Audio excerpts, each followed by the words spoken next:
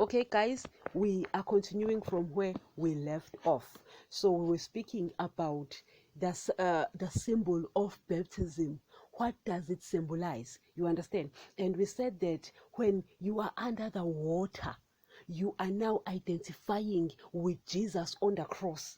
Now, if Jesus on the cross was dying, that means Jesus can never ever sin again. Can Jesus sin again? No, he can't. Why? He is dead. Now you are under the water, that cold water. Can you sin again? You can't sin. Why? You are dead. A sinner, guys, a dead person cannot sin.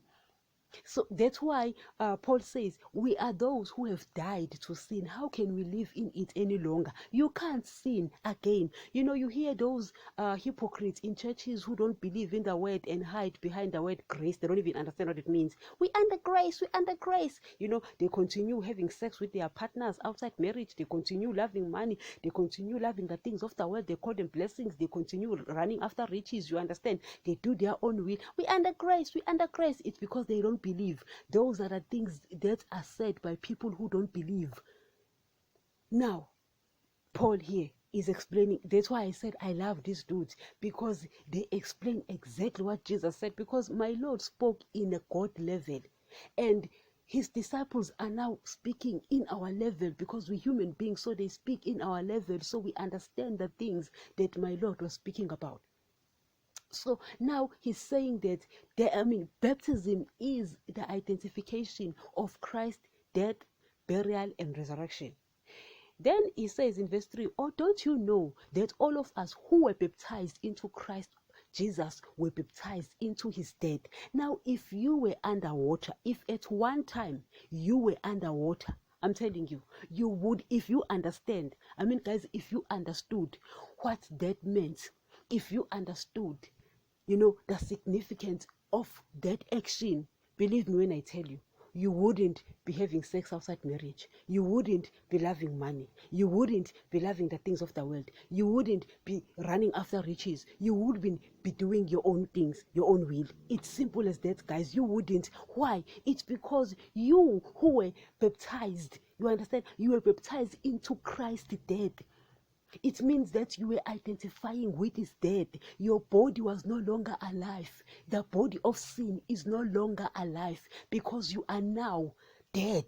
How can a dead person sin? Guys, hello, guys. It's not rocket science.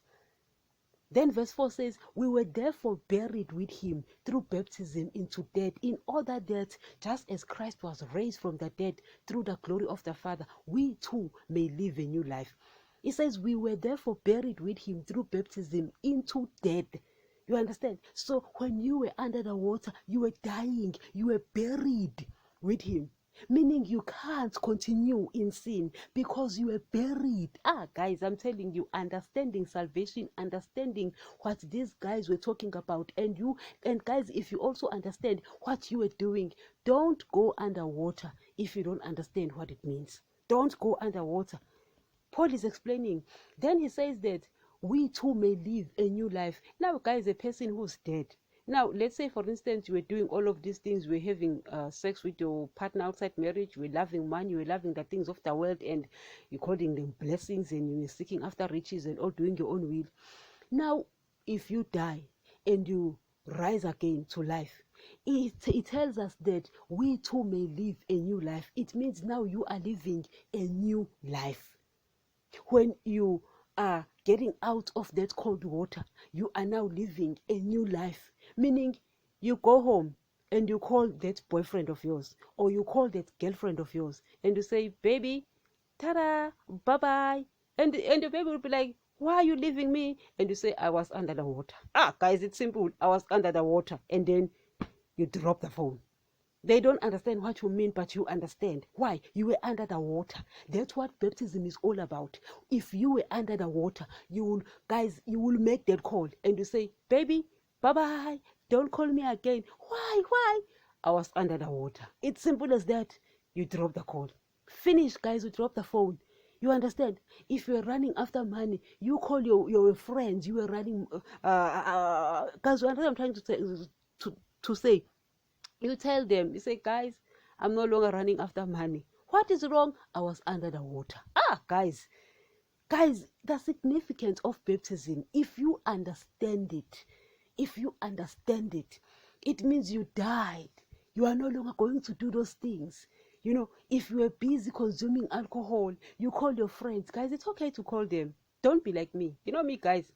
Guys. Man, you know me, guys, because I don't owe anyone any explanation. I don't even call anyone. I just leave. You will never see me again. I'm gone. Guys, if you were underwater, when you rise from that water, it's new life. It's Christ. Guys, because you are identifying with him. As much as he was there on the cross, you were underwater. Jesus was also underwater. I mean, guys, if Jesus went to the cross, it means Jesus was not supposed to be underwater. But he says, let it be so now to fulfill all righteousness. Because he was going to do the real thing, but we are doing this same like thing. We're faking it. Guys, we are fakers. Yeah, guys, fake it. Guys, it doesn't matter. You fake that. You say, well, my Lord, I'm not going to go to that cross. My blood is tainted. No one will help. No one will get help by it. So I'm gonna fake it. I'll just go underwater. And then, guys, when you wake up from that water, when you rise from that water, no longer. You call your business friends. Say, business friends, tada, I'm gone. And they'd be like, what's wrong with you? I was underwater. Then you drop the call. Guys, it's fit. Guys, simple as that, guys, simplifying things. When you're running after riches, you get underwater. You guys, and then you get up and you go and call your friends and say, my friends, bye-bye, I'm no longer running after riches. What is wrong with you? I was underwater. You don't explain anything, guys. You don't owe anyone any explanation. You were underwater. It's simple as that. Verse 5, it says, for if we have been united with him in a death like this, we will certainly also be united with him in a resurrection like this. You understand? So, guys, if you understood what you were doing, that I was with Christ, I wasn't alone. Guys, I love those guys. Those who were put in that fire, those guys who were put in that fire, they were like, well, we are not alone. There's someone extra in this fire, and they find out that it's actually an angel with them. Maybe it was even Christ. We don't know. Nevertheless, guys, that's not important. So here he's saying that if we have been united with him in a death like this, we will certainly also be united with him in a resurrection like this. You understand? So Christ is there on the cross, and then after that, he's buried. So you are united with him. In fact, when you're under the water, you are saying, Christ, damn, I now identify with you. I now understand what you went through. Not necessarily that you will, guys. Guys, until those pins go through your nails. Guys, I mean, until those nails go through your hands. Oh no. You really cannot understand, guys. I can't understand what you went through. You understand? But guess what? After that, he will make sure that he will put you in test, that you really, really understand what he went through. Guys, damn, that guy went through hell. Nevertheless, for if we have been united with him in a death like this, we will certainly also be united with him in a resurrection like this. So you understand that you are united with him. Guys, I'm pretty sure now you get this understanding of baptism, what it's all about. Because people just get, I'm baptized, I'm going to baptize. They don't even understand the significance of it. Verse 6 says, for we know that our old self was crucified with him, so that the body ruled by sin might be done away with, that we should no longer be slaves to sin. Guys, it means that now your flesh, guys, I've always spoken about the flesh a lot, that our flesh is giving us problems, guys. It is our flesh that seeks sex outside marriage. It is our flesh that is running after money. It is our flesh that runs after the things of the world. It is the flesh that's running after riches. It is not that God is blessing us. That man will never bless you with all those things. Did he say that you shouldn't have money? No, he didn't say that, because money was created by the kingdom of darkness when Satan had taken over. But he understands that we were born under that kingdom. So he's not going to tell us not to have money. You understand? But when you live according to your needs, you know how to balance it. Because sometimes people will be like, but we need money. You are not living according to needs, you're living according to luxury. Don't be a hypocrite now. You tell me that's the things that you have, those fleshy things are needs. Those fleshy things aren't need. All those fleshy gadgets, they aren't need. Truth be told now, guys, I tell it like it is. I know. Truth be told now, don't tell me about those fleshy gadgets and you tell me that those are needs. We know what needs are now, so you need money because you live in a kingdom where money was created, and that is not against you having money, but it's very much against you loving money. And how would you know if you love money? You live according to luxury, not according to needs, because you know what needs are. Guys, if you don't know what needs are, you go and Google it. They will tell you what needs are. You understand? And you live for the will of God. You know that if you live for the will of God, guys, you're not going to live for money. Guys, you won't even need much of it.